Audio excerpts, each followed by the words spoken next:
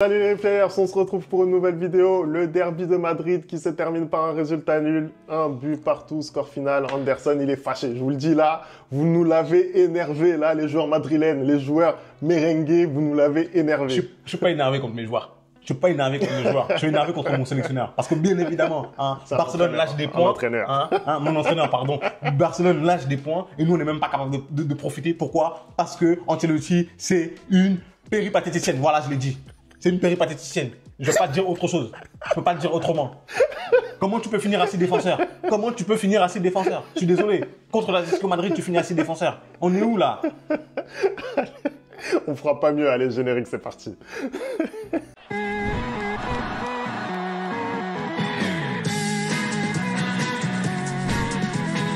Allez, on commence tout de suite ce débrief. D'ailleurs, vous n'hésitez pas à commenter, à nous donner votre avis sur ce derby qui a été très mouvementé, très agité, notamment sur le terrain avec pas mal d'embrouilles, en tribune également.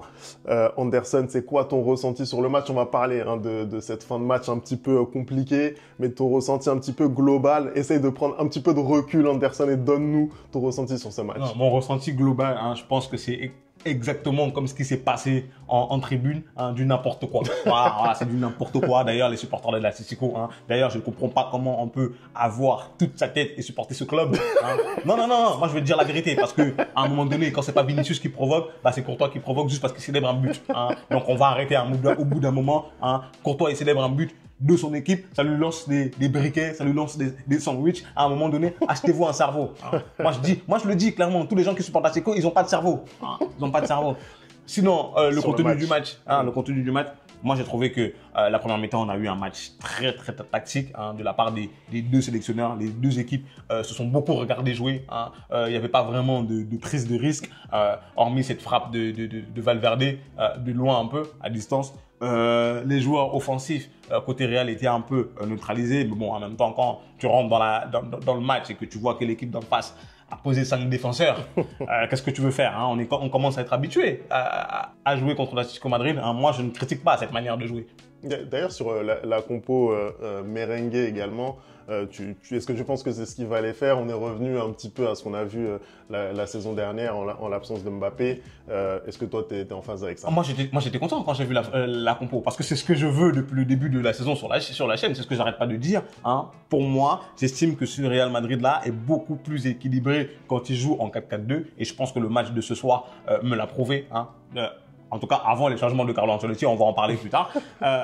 Moi, je trouve que quand on est en 4-4-2, chacun connaît son poste et c'est beaucoup plus facile. Tu vois que Rodrigo collait la ligne à droite, Vinicius collait la ligne à gauche, Bellingham se projette vers l'avant et c'est parfait. Je pense que le petit changement peut-être que j'aurais fait si tous les joueurs étaient en forme physiquement, c'est que j'aurais enlevé Modric et j'aurais mis Camavinga. Mais bon, Camavinga, il revient juste de blessure et je pense pas qu'il était à 100% pour jouer ce match ce soir. Mais sinon, hormis ça, c'est exactement avec cette équipe-là, cette formation-là, qu'on a allé gagner la Liga la saison dernière et la Ligue des Champions de fort belle manière. Donc, moi, j'étais content quand j'ai vu ça. Maintenant, dans les actes sur le terrain, c'était un peu compliqué, même si j'ai trouvé que la première mi-temps du Real était très bonne.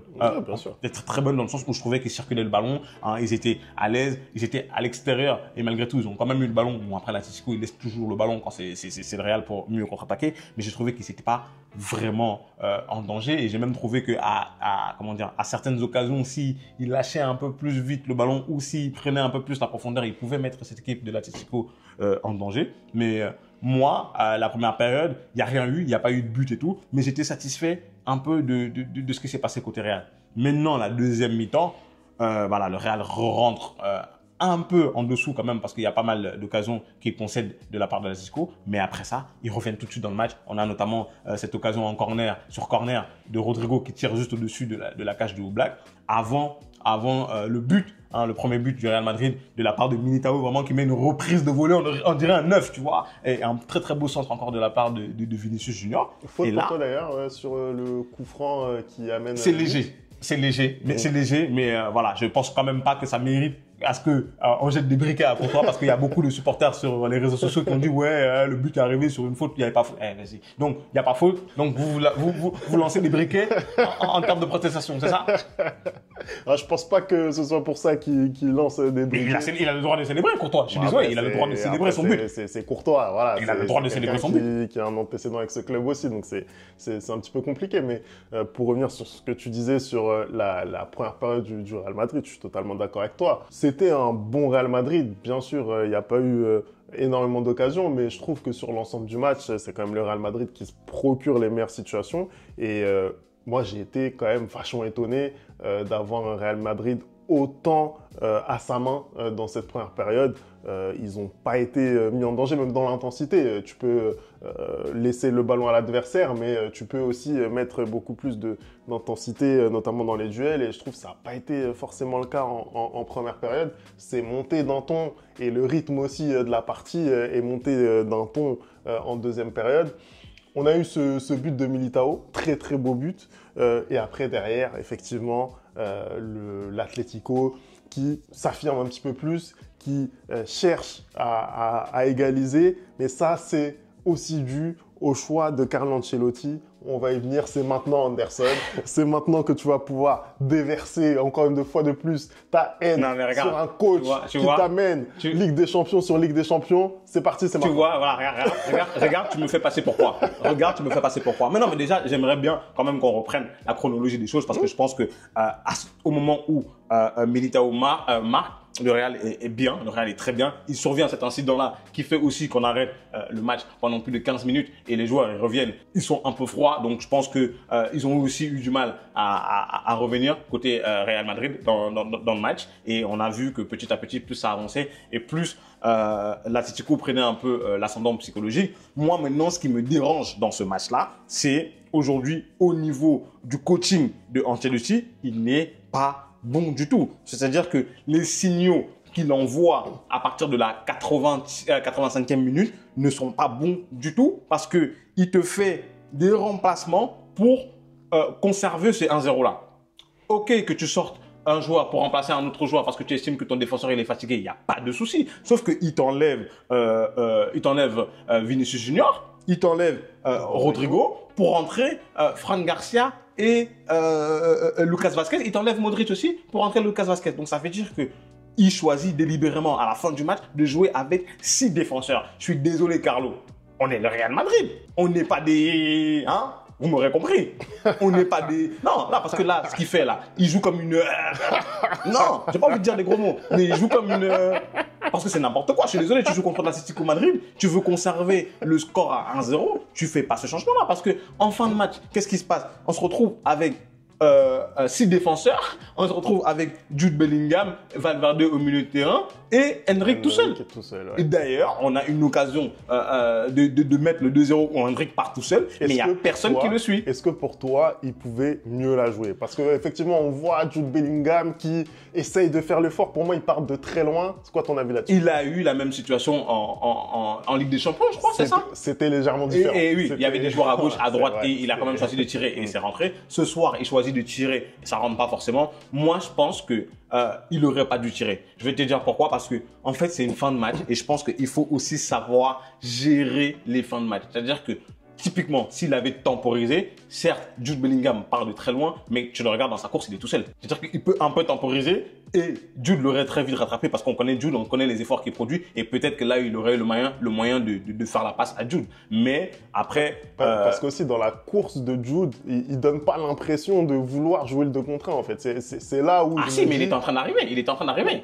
Il arrive pas pleine balle. Il n'arrive pas pleine balle. Il n'arrive pas pleine balle, c'est vrai. Mais moi, je pense que, en fait, quoi qu'il arrive, moi, je pense qu'il n'aurait pas dû tirer. Parce que je pense que justement, à ce moment-là, tu dois conserver le ballon, tu dois essayer d'aller provoquer une faute, tu dois essayer d'aller faire en sorte que le défenseur de l'Atlético, vienne faire faute sur toi. Et c'est pour ça que j'estime que les changements de Ancelotti n'ont pas été bons. Parce que pour moi, tu ne peux pas enlever Vinicius et Rodrigo et espérer conserver ton match. Moi, je le dis toujours, ma philosophie, c'est que la meilleure défense, c'est l'attaque. Typiquement, si tu prends le ballon et que tu le conserves contre cette équipe de l'Atlético Madrid, tu es hors de danger.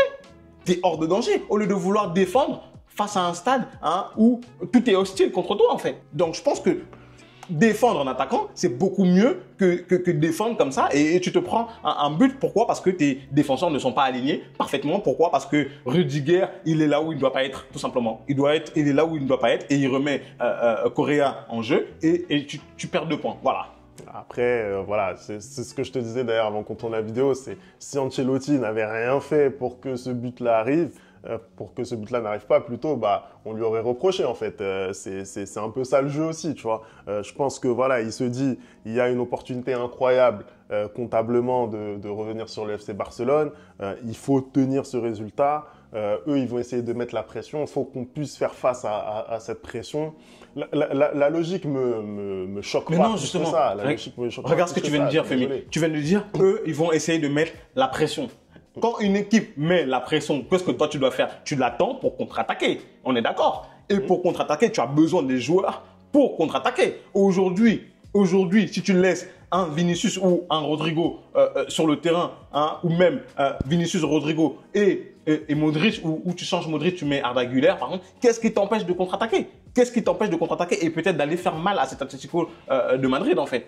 Après, là, ils ont eu des situations. La situation de Hendrick. Oui, mais tu aurais pu avoir plus de situations. Aujourd'hui, le Real a beaucoup de regrets. Je suis désolé. Ils limitent la casse parce qu'ils ne perdent pas, mais ils auraient pu gagner ce match-là et revenir à un seul point du Barça. Hein, parce que faire preuve comme ça, hein, de petitesse, parce que vraiment, en fin de match, tu fais de faire preuve comme ça de petitesse pour pouvoir ramener ces 3 points du Civitas Metropolitano. Je suis désolé, ce ne sont pas les bons changements qu'il a fait Ancelotti. C'est pas un bon coaching. C'est pas un bon coaching. Le bon coaching, ça aurait été, en fait, si tu estimes que tes défenseurs sont fatigués, pas de souci. Tu sors Mendy, tu mets Fran Garcia. Si tu estimes que Carvajal est fatigué, pas de souci. Tu sors Carvajal et tu mets Lucas Vazquez, même si je trouve que c'est pas un bon changement. Hein. Je trouve que voilà, Lucas Vazquez défensivement, c'est compliqué. Hein. Si tu estimes que tu veux même mieux défendre, tu peux sortir Modric et rentrer Camavinga. Tu vois ce que je veux dire? Hein? Là, tu resserres un peu ton bloc au milieu du terrain, mais sortir Rodrigo, Modric, Vinicius pour entrer 2 défenseurs et mettre que Hendrick devant, je suis désolé, tu te tires une balle dans le pied. Tu te tires une balle dans le pied, sachant qu'il restait quand même, il a fait ses changements à partir de la 85e minute, il y a eu 8 minutes de temps additionnel. Il y avait largement le temps pour l'Atlético d'égaliser, en fait. Il y avait largement le temps pour l'Atlético d'égaliser en mettant juste la bonne pression. Courtois, il peut pas tout le temps tout faire, en fait. Il peut pas tout le temps tout faire. Et je suis désolé, moi, ce soir, le principal responsable de ce match nul, pour moi, c'est Ancelotti, tout simplement. Voilà qui est dit, hein, voilà qui est dit. En tout cas, ça fait quand même un point pris sur la pelouse de l'Atlético Madrid. Le Real, ils avaient perdu l'année dernière. C'est leur dernière défaite en date, d'ailleurs, en championnat d'Espagne. Cette fois, c'est pas une défaite, c'est un match nul. Ah, c'est comme une défaite. C'est comme une défaite. Et dans puis, Ancelotti, oui, à un moment donné, il va falloir que tu apprennes à gagner au Metropolitano, c'est pas possible. C'est quoi ces stats là? En 11 matchs, frère, t'as gagné 2 fois. En 11 matchs, t'as gagné 2 fois, t'as fait 4 nuls et 5 défaites. Non mais trouve l'antidote contre Simeone, c'est pas possible. Wesh, il a des stats, frère, t'as peur. En tout cas, ça lui permet de revenir à portée de fusil du FC Barcelone. Le FC Barcelone qui a perdu contre Osasuna, un Barça remanié, mais c'est une défaite quand même. C'est quoi ton regard là sur la suite? Est-ce que d'ici le Classico, tu penses que le Real va pouvoir récupérer cette première place au FC Barcelone? Franchement, c'est compliqué parce que je pense pas que le Barça, va faire autant de faux pas que ce qui a été le cas ce week-end. Hein. On rappelle quand même que ce faux pas-là est aussi dû au fait qu'ils ont fait pas mal tourner. Hein. Il y a plein de supporters de Barcelone qui se sont plaints du fait qu'ils fassent tourner. Moi, je pense que j'ai compris ce qu'ils voulaient faire. Tout simplement parce qu'en Liga, tu as 4 points d'avance. En Ligue des Champions, tu as perdu ton premier match. Là, en Ligue des Champions, c'est super important de gagner. Et donc, du coup, tu vas faire jouer tes titulaires. Alors qu'en Liga, même si tu perds, les adversaires ne recollent pas sur toi. Et moi, j'ai compris ce qu'il a voulu faire. Certes, il a perdu, ça n'a pas marché. Et au final, quand on regarde le match de ce soir, il n'a pas tant que ça perdu. Hein, il a perdu juste un point de différence. Donc, c'est pour ça qu'ils ont perdu. Je ne pense pas que dans les semaines à venir, hein, une fois qu'ils auront réussi à se relancer peut-être en Ligue des Champions, je ne pense pas qu'ils vont autant faire tourner. Et en Liga, ils sont sur un très très bon rythme et je ne vois pas non plus le Real ne pas perdre de points avant le Classico. Je te rappelle quand même que le week-end prochain, on joue Villarreal, il me semble, un truc comme ça. Hein. On joue en Ligue des Champions là, contre Lille et après on joue Villarreal. ça va être compliqué pour nous. Ça va être très, très compliqué pour nous. Et j'ai l'impression que on va perdre des points. J'ai l'impression qu'on va perdre des points. Pareil, avant le Barça, on joue Dortmund. Donc, on va laisser pas mal d'énergie avant de venir affronter le Barça. Donc, voilà, je pense qu'on va arriver au Classico avec toujours cette avance de 3 points. Hein, et le Classico va nous dire si on a égalité ou qui prend l'avantage. Voilà. Allez, merci d'avoir regardé cette vidéo. On n'oublie pas les bonnes habitudes, @le replay foot. Et nous, on se retrouve très très vite pour une nouvelle vidéo. Ciao!